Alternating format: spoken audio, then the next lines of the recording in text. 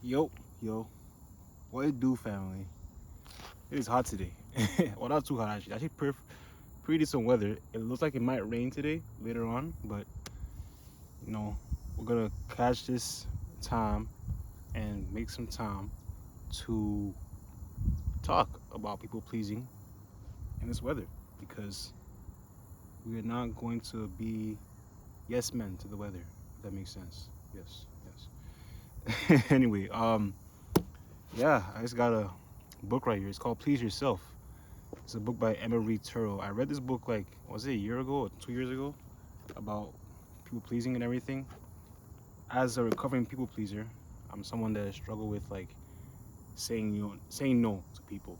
I struggle a lot with saying no. I struggled a lot with like, you know, putting my foot down, standing my ground, and just being a person of my own voice, if that makes sense. And it really stems from a lot of issues, like I say, childhood, For example, elementary school, I was a chronic people pleaser. I'm not gonna lie to you, and I know it's one of those things. It's like, wow, like, man, how do we even get here? But it's different things, different combination of things. My personality type, I'm more introverted. I said that in my last video. So I'm the kind of person that likes to also keep the peace, not make peace, but keep peace, because there's two different things. Keeping peace and making peace, two different things. But anyway, I'm the kind of person that has been really up to more of the peacekeeping aspect of things in life, and I avoid conflict a lot. And a lot of times I don't have the hard conversations, or at least I avoid the hard conversations. And a lot of times I've also struggled a lot with what's the word now? Not having conflict with myself. So a lot of times I've had conflict with people. Conflict with myself, or I've had peace with people at a cost of having conflict with myself. If that makes sense. So it's kind of messed up. But hey, a recovering people pleaser, learning to say no to some certain things. Not every request has to be on your plate. You know what I mean? But yeah, if you like me, let's talk. Oh, butterfly, that's cool. Anyway, um, this book right here by Emma Reed Turrell, it's gonna talk about how to stop people pleasing. If you struggle with that, you're in the right place. Let's talk about it. So, for a lot of us, it stems from childhood issues. Maybe we had perhaps demanding parents, demanding siblings, demanding friends, demanding teachers who were on our necks, and they might have wanting us to do a lot of things, or we might have had to take on roles that were more that required more out of us than we could actually maintain. So, or maybe we were overly criticized by people growing up, so then it made us feel like, oh snap, um, I have to live up to a certain expectation of people, and I feel like I'm not enough, kind of thing. So there's several different ways that this could have stemmed forth from childhood, and it's kind of a sad thing, but hey, we can heal, right? And that's what this book is really giving perspective on, the fact that we can really heal, and it's giving me some thoughts to think about. So what is this book about anyway? This book right here, Please Yourself, is basically about how to stop people pleasing and transform the way you live. That's what it says right here, though. Still, but honestly, though, it's actually what it is, because people pleasing, first of all, what is it? There's so many different explanations and definitions of it. For some people, it's just being a yes man. For some people, it's being someone who avoids conflict and seeks peace a lot. For some people, it's people who are, you know, people who worry a lot about other people's thoughts about them, and they try to manipulate those thoughts so that they can get people to like them because they feel like they're not enough. It can also be people who are just looking to get people to do things for them too, not from a place of, oh, I'm selfish. Actually, it kind of is selfish. Actually, my bad. It is kind of selfish because we're doing things for others for the sake that they'll do something nice for us too. So there's different definitions, and overall, long story short, it can be a thing of like you're doing things, you put other people's first, other people's needs before yours, like 99% of the time, and that's really unhealthy. It's bad for your brain. Cognitive dissonance, you know what I'm saying, it's not good for you. So this book dives deep into different definitions or different contexts in which you might be people pleasers. Could be people pleasers online, like on social media, Instagram, hello, Facebook. People pleasers on at home, at work. people pleasers at school, right? In friendships, pleasing your parents, pleasing as a parent, um, masculinity, and pleasing as femininity, and even talks about being people pleased. So it's actually a really good book. Overall, I'll give this book probably a 7, so 7.5. It was pretty decent. Like, it really went over a lot of the details as to what people pleaser was. Even went to the other side of the spectrum, which is a resistor. She defines it as a resistor. A resistor is basically someone who is so focused on not pleasing people that they actually go out of the way to displease people. Not pleasing someone and displeasing someone are two different things. You don't have to actually hate people in order to, or displease someone in order to just prove your point that you're not a people pleaser, right? You can actually set boundaries in a healthy way and say, okay, you know what? Me first sometimes, you first sometimes. We don't have to have, conflict or whatever. But that was just part of what she was saying. So I'm gonna go over a few of the examples. For example, pleasing your parents, right? Now, a lot of times for some of us, we might have not had parents that affirmed us, or they may have not as grateful that mine did, thank God. But some people may not. Not everyone had that, right? Not everyone had parents that affirmed them. Not everyone had parents that, you know, were present, right? Present in their lives, and might be because their parents weren't present in their lives either. So it's what they know, right? It's not because they choosing to be evil, right? It's just that, or being absent-minded or whatever. It's just that some people they don't never had that information from their parents, and she goes into that in this book. Talks about how some parents might not have had that when they were kids, and then instead of affirming their kids, they might be criticizing their kids, and then their kids are turn into people pleasers themselves and try to please their parents a lot. She goes into people pleasing in friendships as well, um, in relationships, dating too. Sometimes you can make room for yourself. Sometimes you don't gotta worry about. Your relationship was very interesting. The context of that was very interesting because she talks about how, you know, sometimes you might have a boyfriend or a girlfriend that's like really has like maybe they have low self worth kind of thing, and they are essentially depending on you to like help fill up that cup for them. So they end up trying to please you a lot and feeling like they're not enough. So it's a very interesting topic to go through. Another thing that stood out to me was people pleasing at special occasions, like your birthday. I'm gonna read an excerpt from this real quick. She basically said how people pleasing in like relationships is so sorry in special occasions. Oh, it's a B right there. Yo, don't beef with me right now. She basically talks about how people pleasing in special occasions can be a struggle, like your birthday.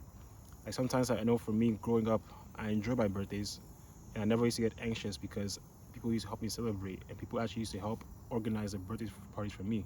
But as I got older, of course, you're an adult now, so you can't always rely on people to celebrate for you or do the celebration organization for you. You have to do it yourself, right? But at the same time, your birthday is a day that you get to be loved for yourself. You get to be loved for who you are, right? You get to be loved every day of the week, every day of the year. You should be loved for who you are.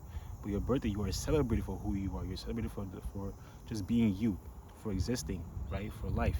Not it shouldn't be a day that you're trying to live up to certain people's expectations of what a birthday celebration should look like.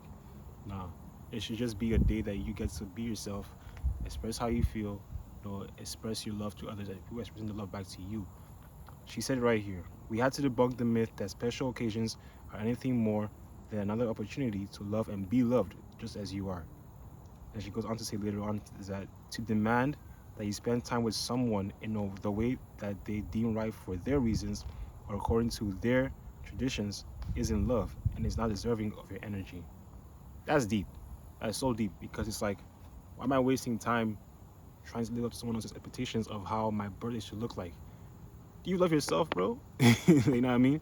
Why am I wasting my energy on someone else who doesn't even, like stand up or doesn't really love themselves or they don't not love themselves even, but like they have their own traditions and their own beliefs. Why should I let them project their beliefs onto me? You feel me? So she talked about that one. That really stood out to me. People pleasing on special occasions because that really hit home for me. Like talking about that, I'm talking about people pleasing and masculinity, because a lot of times it's times we as men can feel like we have to tone down our emotions and not express ourselves fully. This is a deep one, because it's like, why should we feel like we have to fit into this mold, this bubble that society created, not a mold that we created for ourselves, but a mold that society created, whereby we can't really express ourselves fully the way we want to, because we don't want to seem like we're too much. We don't want to seem like we're too loud. We don't want to seem like we're too, seem like we're aggressive. And the issue with that is suppressing emotions only makes things worse, because the body keeps score. The body keeps score, right? Your body's gonna remember those emotions, those traumas. Your body's gonna remember those hurts if you don't process them and deal with them in a healthy way, in a healthy space. That's why it's important as men that we can't just, bottle up our emotions because of the sake of trying to make others feel comfortable. Of course, there is a way to be respectful. It doesn't mean that you gotta hurt someone. It doesn't mean you gotta punch someone or kill someone. It doesn't mean you gotta be like rude. There is a healthy way to express ourselves and to be like healthy men of culture, essentially, without having to worry about um, hurting someone or how they feel. There's a way to like be tactful in our approach to sharing our feelings, sharing our emotions, sharing our thoughts. There's a tactful way to do it. Um, that was a huge one because that really hit home. I think a lot of us as men have gotten to this lie that we have to suppress our emotions, or or being a man is, implies that we have this innate anger and resentment or whatever. We can heal from that. There's always a heal from that if we don't express that feeling, or at least journal about it, or at least talk to a friend about it in an open way, in an open, healthy way. A lot of men don't have that, so it's very important that we make, room for that for ourselves and for others too, to express their feelings. There's also people pleasing femininity. I can't remember exactly what she talked about in there. 'Cause I think I didn't resonate to it too much, to be honest with you. But she talks a lot about people pleasing online too, though. Like how this applies to both men and women. Like we go online and we feel like maybe we had to, post a flashback Friday or throwback Thursday. I think that's a more common one. Like, why should I wait until Thursday before I post my picture? Or not just that, but like, why am I evaluating myself, my worth, and my value based on how many likes, subscriptions, comments, and interactions I get on my posts? Why should I be considering how other people react to my um, posts, or thinking that how people react to my posts is a testament of how valuable I'm as a person? Why should my worth be dependent on that, right? People pleasing online is a chronic thing, especially in our time, because you might not know it, people might not know it, people might not say they are or not, but it doesn't matter. Like, a lot of times, I think for me, I know I struggle with like certain insecurities in times, and it's like, it gets to your head when you're trying to people please online, because it's like, how do you even address those? And honestly, the best thing to do is just, log off. Sometimes you can log off whenever you want to. It's your choice, it's your profile, it's your account. You get to show people how much of your life you want to show them. You don't have to see everything. It's up to you. You get to be the one who decides to show how much of your life you want to show, right? And I get that some people are very private online. That's their business. Some people are not very private, and that's their business too. But for me, I know how I want to show my life. I know how much I want to show of myself. And yeah, it's not every time you gotta show everybody the whole spiel of what's going on in life. So that was really powerful. I think that was really powerful. And another powerful thing as well is that this goes to like any people pleasing case, in whether it's like in relationships and friendships at work, is that we can be so focused. It actually says that here, that we can be so focused trying to please people and wondering if they like us, that we forget if we actually like them. That's so deep. Like, we can be so obsessed if we actually like someone, that we forget, wait a minute, if someone likes us, that we forget, wait a minute, do I even like them? We never actually stop to consider it and ask ourselves, like, wait a minute, do I actually like this person in the first place? Am I so obsessed with the fact that this person doesn't like me? I can be myself. That's why God. This is another book, the Gifts of Imperfection by Brene Brown. Very powerful book, because she talks about authenticity in that book, and she says, like, if the goal is authenticity and you don't like me, then I'm okay. But if the goal is to be liked and I'm not liked, then I'm in trouble, right? Just paraphrasing. Essentially, like, if I'm trying, my goal is to be authentic, then I'm less worried about if you like me. In fact, I'm more likely to ask, do I even like you? And it's not a bad thing. It's not a prideful thing. It's just human. It's just human nature. Like, wait a minute, do I even like you in the first place? Like, why am I worried about if you like me or not? Why am I so obsessed with trying to get people to like me when I don't even like that same person that I'm trying to impress, right? It's just weird. So the healing process is a journey, of course, trying to please ourselves, making space for ourselves. Apart from journaling, just doing things that, even in relationships, making space for ourselves and being able to say no to people and say yes to what we want to say yes to, not everything that we have to say yes to. We can say no to things, even at church, right? Just people pleasing in non-profit organizations. Because I know for a fact that we can be people who are more focused on pleasing people, and it can be subconscious in non-profit organizations like churches, because it's like, aren't I did for someone else in the first place, right? That's a whole thought process in there. That's the whole idea. It's like, wait a minute, I'm here for someone else. I'm serving someone else. I'm serving God, right? So it's very easy to load up our schedules in those moments and load up our, whole itinerary before we actually realize that, wait a minute, I can actually handle all these things, right? I can't actually do all these things. I'm just saying yes to so many things, so many responsibilities, and I can actually handle them right now, because it's like, man, like God's not gonna punish me, but it might be like in your head. We have this conscious in our head, is conscious is accusing us because we're saying no to certain things and feeling guilty. But truth is, we can make space for ourselves, right? Health should come first. Mental health, spiritual health, right? Relationship with God. Sometimes you gotta make room for a relationship with God and take breaks. Not breaks from God, but breaks from, like, you know, taking on so much that we can take. She didn't talk about that in this book, but it's just it's a bonus. Like, I think it applies to, like, the same thing, the same principles. So yeah, overall, a great book. I recommend Emma Reed Turrel. But there's so many great books out there about pleasing yourself, about people pleasing, and overcoming the issue of people pleasing.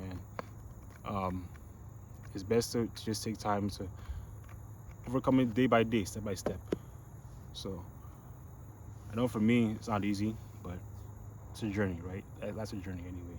So yeah, stay blessed, fam. Stay blessed, and maybe we can overcome this people pleasing journey together. Stay blessed, fam.